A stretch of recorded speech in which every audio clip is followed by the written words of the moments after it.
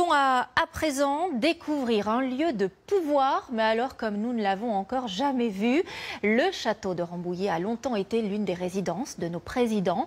Et ce qui est nouveau, c'est que pour la première fois, les appartements très confidentiels sont ouverts au public. Quentin Fichet, Frédéric Mignard et Cécile Casilla, qui sont allés pour nous, ils nous dévoilent de nombreux secrets et anecdotes. Ça, c'est ce que vous connaissez peut-être du château de Rambouillet. Le vaste parc, l'enceinte élégante.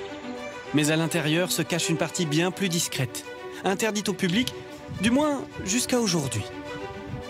La salle des marbres, par exemple, voulue par le fils de Louis XIV. Une curiosité. Ces marbres, bleu, blanc, rouge, ont en fait été créés bien avant que le drapeau tricolore n'ait été inventé. Plus loin, au fond de ce couloir, un appartement lui aussi confidentiel. Et nous voilà dans une des pièces les plus secrètes, si l'on peut dire, du château de Rambouillet. Vous êtes dans l'ancien bureau de Jacques Chirac, qui faisait partie de la suite présidentielle. De 1895 à 2018, ce château faisait donc office de résidence présidentielle, à l'écart des caméras. La famille du président Vincent Auriol, notamment, y a passé des vacances entières. Ici, avec sa femme. Vous êtes loin du palais de l'Élysée, de la vie parisienne. Vous avez une vie qui correspond à la vraie vie. On est très très loin du protocole. Et dès qu'un président voulait se rendre à Rambouillet, le château était alors activé, c'était le terme employé. Le personnel s'affairait pour que tout soit parfait avant son arrivée. Notre mission était de voir que, par exemple, les lignes téléphoniques fonctionnent toutes. Il y a jusqu'à 120 lignes de téléphone au château de Rambouillet. Que toutes les lampes sont branchées, on n'a pas de problème d'électricité, que le chauffage fonctionne bien, que les jardiniers aient bien pris connaissance des pièces qui allaient être occupées pour préparer les vases de fleurs tels que demandés souvent par la première dame. Le reste du temps, les employés veillaient sur ce labyrinthe.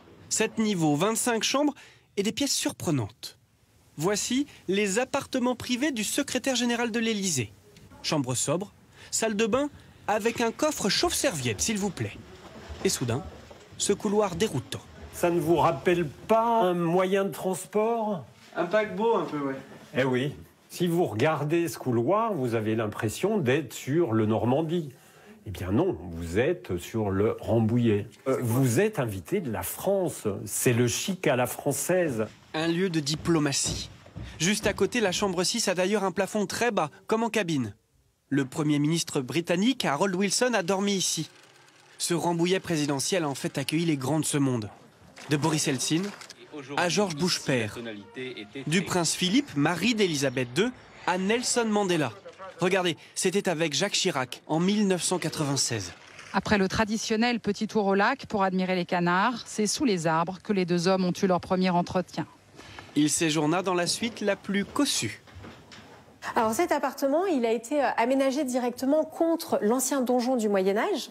Un appartement qu'on appelle le studio. Donc à l'étage, la chambre qui était destinée au chef d'État étranger et en dessous, la chambre pour son épouse. Plus bas, immanquable, la salle à manger des présidents. En 1975, Valéry Giscard d'Estaing y a organisé le premier G6 de l'histoire. Sommet international avec tous attablés côte à côte, les Américains, les Anglais, les Italiens, les Japonais et les Allemands de l'Ouest. Les argentiers de l'Élysée sont donc venus ici pour reconstituer en détail la table de l'époque, au cordeau. Il y a par exemple 4 verres, un pour l'eau, un pour le vin blanc, un pour le vin rouge et évidemment un pour le champagne. Au menu, tartare de bar au lait de coco, bouchon de veau poêlé, puis sablé, rhubarbe et fraises. Certains invités étaient même parfois conviés aux parties de chasse. Le sultan du Maroc, par exemple. Le souverain ouvrait la chasse au cours de laquelle il devait se révéler un des meilleurs tireurs de la journée. À la fin, il comptait les faisans. La chasse a toujours été une tradition ici. Pour François Ier, Louis XV, Napoléon Ier, ou là, bien après, Valéry Giscard d'Estaing. Coulisses du pouvoir, vitrine de la France et lieu intime. À Rambouillet, les présidents redevenaient des hommes, des maris, des pères de famille, à l'abri du monde.